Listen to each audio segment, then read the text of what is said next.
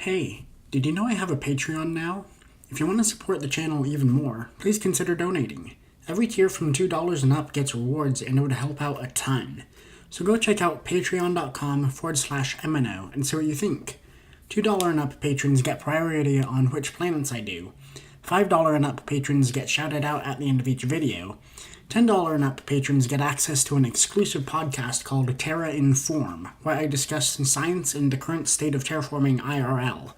And $20 patrons will get access to exclusive digital content on a monthly basis, think PDFs, images, etc., that will usually roll around on the 20th of the month. So check it out, and I'd love to see you all there. Hello, peoples of the internet. This is Eminough, and we are back for the second episode of Pluto today. Now, hopefully I'll be able to release the two episodes a little bit earlier next Friday, but for right now, we've earned 1,133,892 credits while we were gone, and we now have over 1,000 people living on Pluto, which has given us 3 culture points. So let's go ahead and start the episode off by putting all of those towards independence. Oh, and we've got another population boom in Gagarin because of a hit hologram. So that's nice. We've got 1.5 million credits and climbing. And we should be done with whatever research we were doing. But I don't actually think we were doing any research when we last left off. So that's a little bit unfortunate, but what are you going to do, really? So, let's go ahead. Actually, first off, we should probably check out our stats. We need a lot of heat.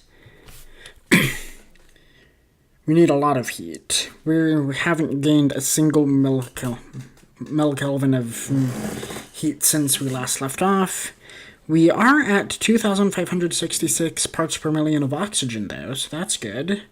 We're at about 1% of what we need of our goal, and we have 1,030 pascals of air pressure. All right, incoming transmission, mining revenue boost by 200% for an hour. No thanks. Let's not take that up quite yet, I think. But what we will do is let's come over to the colonies tab and come over here. And as you can see, we've got a bunch of facility slots available. But before we do that, what we really need, let's come over to the water. Now, as we increase the temperature, we're going to get more and more water onto the surface. So what we're going to do is first we're going to research the geocistern. And that'll cost 2 Genesis points to rush. Sure. Let's go ahead and do that. If this were the beginning of the first episode, I'd just leave that to finish for the second episode, but yeah, this is the second episode, and I'm gonna have to pause it after this, so I'm gonna go ahead and rush that. Now we need a way to increase the temperature, so what we're going to do is let's come over to the store, get 2 million credits. We don't have any cultural revenue, thank you. And let's go ahead and see about the borehole. Oh, we already have heating clusters, I can see. Yeah, and that should be 4. Okay, yeah, that's 4. So we're 1 Genesis point short, but that's fine. And let's take this opportunity, I guess, to go ahead and answer a question that was asked just on the last episode. And really, there's probably only going to be a couple people watching this. But nonetheless, it's important to go ahead and read what that question was. And he asked why there are some gray patches surrounding his grass. I'm assuming this is on either Mars or Mercury, because I don't know how likely it is that that this particular user would be so far along in Pluto already. But of course, I also am not sure when he might have started playing it, so I'm going to try and not make any assumptions there. So, gray patches, you say. So if it's on Mercury, it's probably just the natural color of the rock. If it's Mars, I really don't know. It really could be anything. And if it's on Pluto, yeah, I really can't help you. But if it's gray patches, that kind of sounds like it's just the color of the rock around where the grass is. Either that, or it could be a weird texture, or like for the outline of the grass or whatever. I'm not really sure, though. I'll have to look more into that. This is what Pluto looks like right now. As you can see, it's still relatively unchanged from earlier today. We do still have this huge black band along the surface, which I'm not sure what that's caused by. I'll have to look into that for next time. And yeah, there's not a lot we can do at the moment, but actually, let's come over to Chingsui Shan. And yeah, let's do one more scan for silver. Holy cow. Yeah, let's go ahead and do that. 1,451 credits per minute. Pretty cool. And we don't have any cultural revenue to boost, so that's not needed, but thank you. And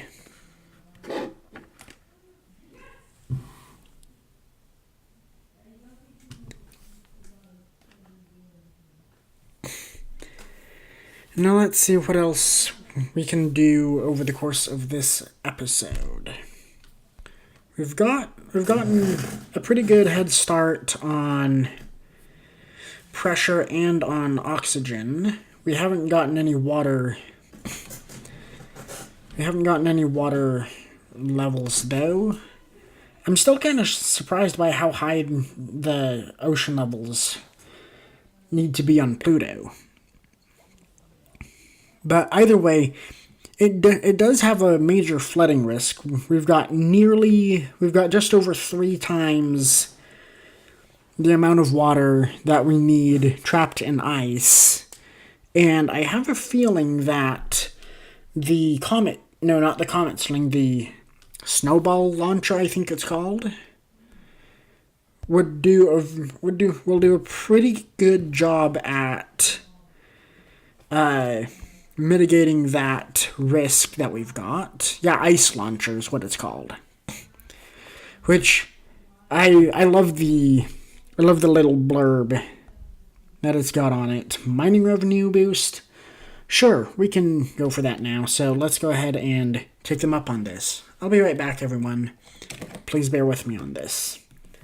Alright, and we're back, everyone, with a 200% boost to our mining revenue, which means we are now earning 18,446 credits per minute. And that is pretty cool. So, I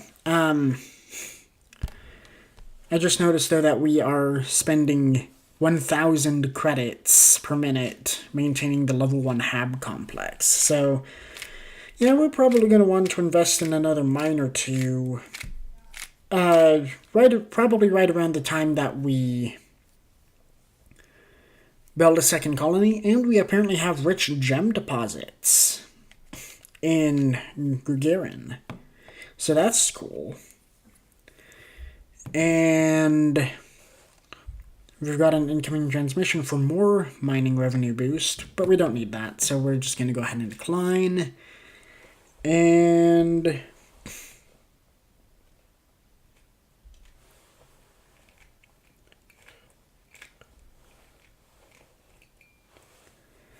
while we're waiting for something to happen, let's go ahead and come over to the culture tab. And look at how far we've already come. I think we're 1/4 of the way victorious in terms of the independence movement on Pluto. And yeah, that's pretty dang cool. It's only been I feel like it's been about 50 years since humans first landed on Pluto. But we're already 1/4 of the way independent, and that might actually mirror what would happen were we to actually send people to go live on Pluto. And I'll definitely do some more in-depth talking about that in the podcast that I run over on Patreon called Terra Inform, where I talk about the science of terraforming, the science of colonizing planets, and really just everything to do about this game. So if that sounds like something you'd be interested in, go ahead and check out my Patreon, which, like I keep saying,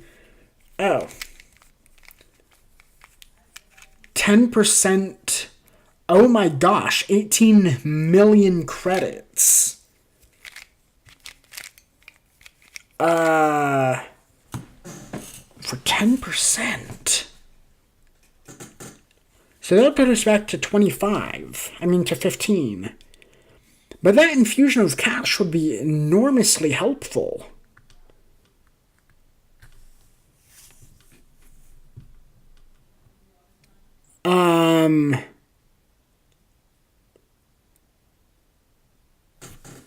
Okay, I'm gonna actually take them up on that. So now we're back to just 15% victory, but we do now have 18,600,000 credits. And yeah, that was a very difficult decision because I try not to sell my colonists out, but at the same time, there is a certain monetary need that has to be met in order to continue our colonization efforts. So with our newfound wealth,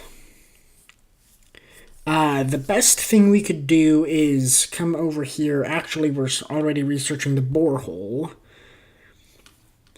But what we should do, if we can get our hands on some more Genesis points, what we'll do is we'll research the children's crutch and rush it. Ooh, we found silver pay dirt in the Chingshuishan beta mine, which is awesome. And then we'll rush the children's crutch, then we'll start researching the Hab Dome. And,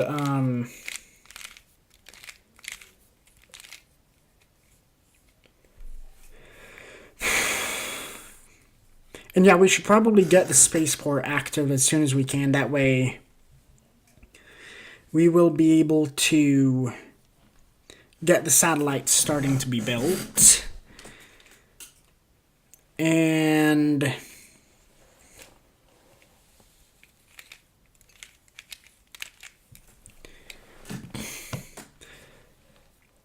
now let's see what this transmission is all about. Mining revenue boost. We've got that, but thank you. Now, the trick is going to be to get back those 10 culture points as quickly as possible. And there are really... there are a few ways that we can do that, but a lot of them rely on luck. So the first thing we can do, obviously, is just keep meeting bigger and bigger population milestones. So like 2,500, 5,000, 10,000. then I think it's 25,000, and then 50,000, etc. Or we could hope that there are certain in-game events that occur that will allow us to choose between culture points and something else, and we can just take the culture point, which we would do anyways, or maybe a museum event sort of a thing.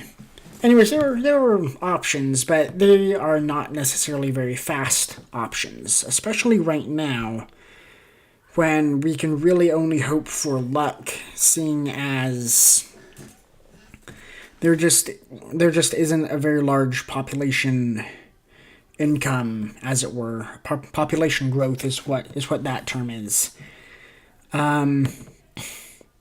We do have +9 population per minute. We've got this transmission that we can just ignore. Now, we're currently gaining 10 people per minute. Native birth rate of 1, featured in a hologram gives us +6, and featured in a hit painting is +3. And I've never really thought of paintings as major cultural phenomenon. But, I mean, of course I enjoy paintings, and might actually enjoy painting if I were any better at it, but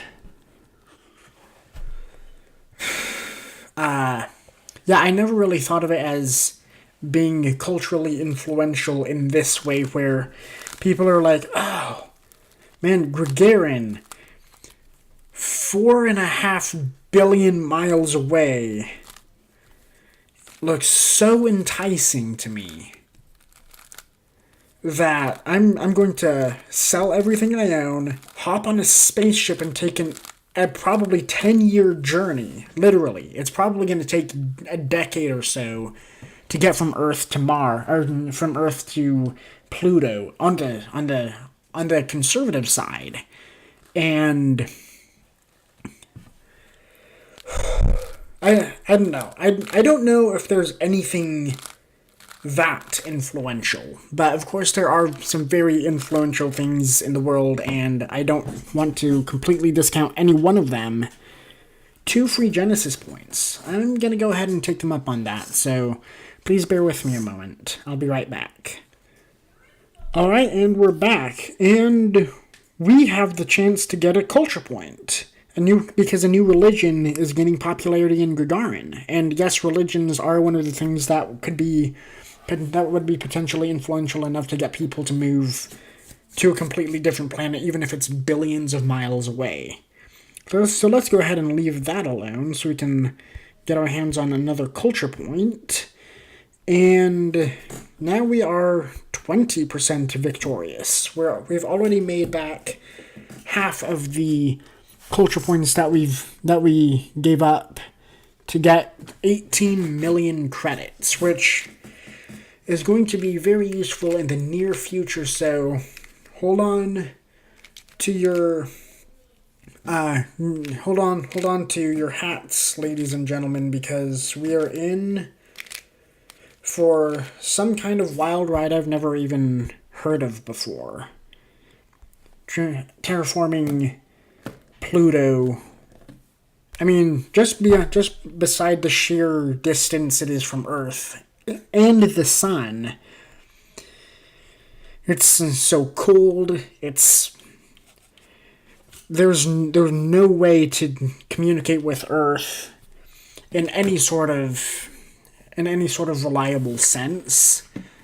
I believe Pluto is 2.5 light days from Earth. I'm Googling that now. Just give me a second. Pluto distance from Earth, light days. Okay.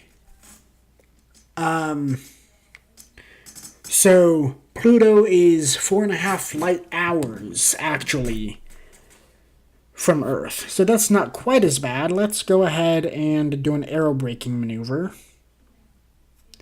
And we now have an official sea level. We have we have 0 sea level probably because the air pressure is too low. But we do still have oxygen, so that much is good. 1 free Genesis point. No thanks, I'm gonna go ahead and decline that. But yeah, so be sure to check out my Patreon if you're interested in gaining access to Terra Inform and also a Patreon exclusive TerraGenesis series that I will be doing. For that, all $5 and up patrons will gain access to. Like I said, I feel like it's a pretty fair trade for what you're giving and what you're getting, but you obviously are not required in any way, shape, or form to donate. So don't feel obliged to, but I do feel like you would not complain if you did. I feel like I'm giving about an equal amount back to you for at least an equal amount back to you for what you're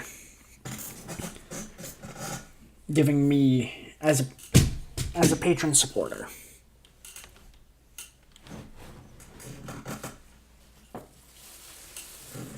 And while we're waiting for the next in-game event to happen, let's go ahead and actually, let's see what this transmission is. Total revenue boost. No, thank you. We're good for right now. Let's go ahead and take them up on the live shows, I believe. Yeah, we'd better go for the live shows. We can honestly use all the population we can pull in. So,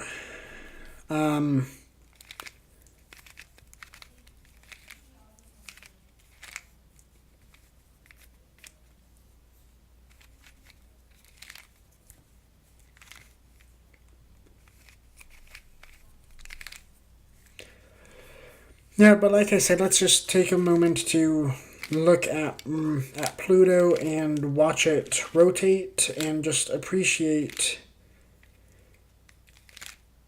how much effort it's going to take to actually finish getting this planet to be habitable, and how much work it's going to take to keep it habitable, for that matter. Because just because we get it to be an average of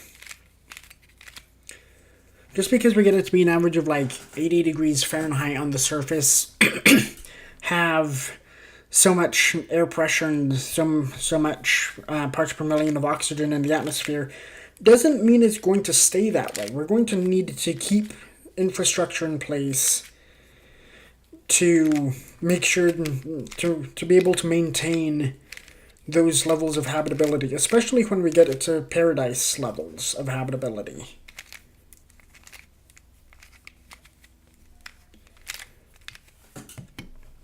But as of right now, we've got barely any atmosphere. We haven't made any progress in terms of heat. And actually, it looks like the baseline is 44,000 millikelvin, and we've got 52 millikelvin retained by the atmosphere. And our atmospheric thickening isn't at a fast enough rate to really be increasing the temperature noticeably. So that much is good, I guess. Let's come over to Gagarin. And let's go ahead and build ourselves our very first heating cluster. And if we want to hurry it, it'll cost 2 Genesis points, leaving us with 1. Let's actually leave that to finish, I think. 1 free Genesis point? No thank you. Oh, and we only have 2 Genesis points actually, so that would have completely drained us. In either case, though,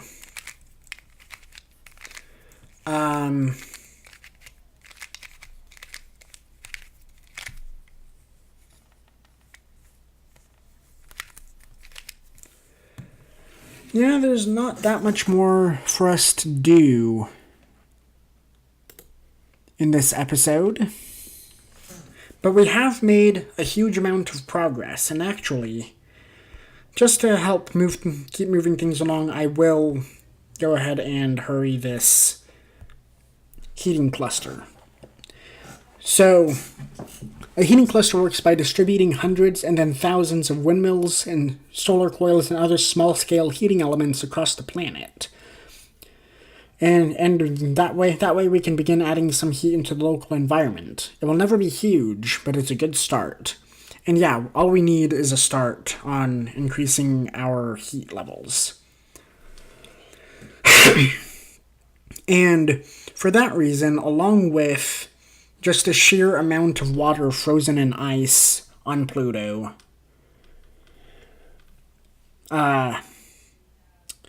yeah, we won't need to be building any sort of facilities that will add water to the planet. We've just got more than enough as is on the surface. And actually, I wonder if the veins of black in that huge black strip are water, like water mixed with carbon dioxide or methane or something. Although I guess if it was methane, it would be green or blue. I don't remember what color methane turns stuff, but I wonder if that's water that we're seeing that's covering the surface all over. I'll have to do some more digging into that, literally and figuratively. All right, so we now have a level 4 mine in Qingsuishan Alpha, due to some ambitious miners that are working there. So, kudos to them. Thank you very much, miners at Qingsuishan Alpha. Holy cow, 75 credits per minute. And we've still got 3 days worth of ore there. That's going to be massively useful for us. So yeah, at this point in the episode, I find it, I believe it would be a good idea to,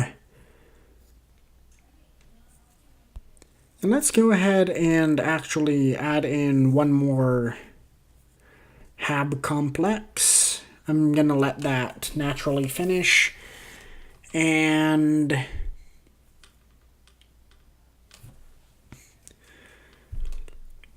that is really all that can be done for right now.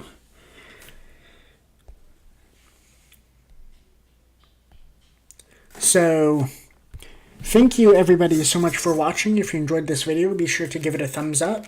And if you really enjoyed it, make sure to subscribe if you haven't already. I do TerraGenesis videos, and I've actually got a series that I'm going to try out this next week, so be on the lookout for that. Make sure you ring the notification bell so that when those videos do come out, you're notified and can come watch them and let me know what you think of them, because I personally think that this series coming up will be a lot of fun and fit in well with the vibe that not the vibe, but like the theme of the channel that I'm going for, which is strategy and simulation games. So yeah, be sure to stay on the lookout for that. And also, if you want to spread the word about my channel, feel free to share a video and link them back to this channel. I'd love to be able to help educate more people about the science and the science of terraforming and colonization and all that other stuff, and especially the love of just critical thinking and working through stuff, and yeah, it'll be good times all around. The more people we have, the more the merrier, as they say. So let's go ahead and release this water, I guess, and see what this transmission is all about. We're good on that. And yeah, so once again, thank you everybody so much for watching. This has been Eminough. This is TerraGenesis Pluto for Plutonic Friday, I guess. I'm gonna have to come up with a better name for that. But this is Eminough playing TerraGenesis Pluto. And I will see you all in the next video. Goodbye, everybody.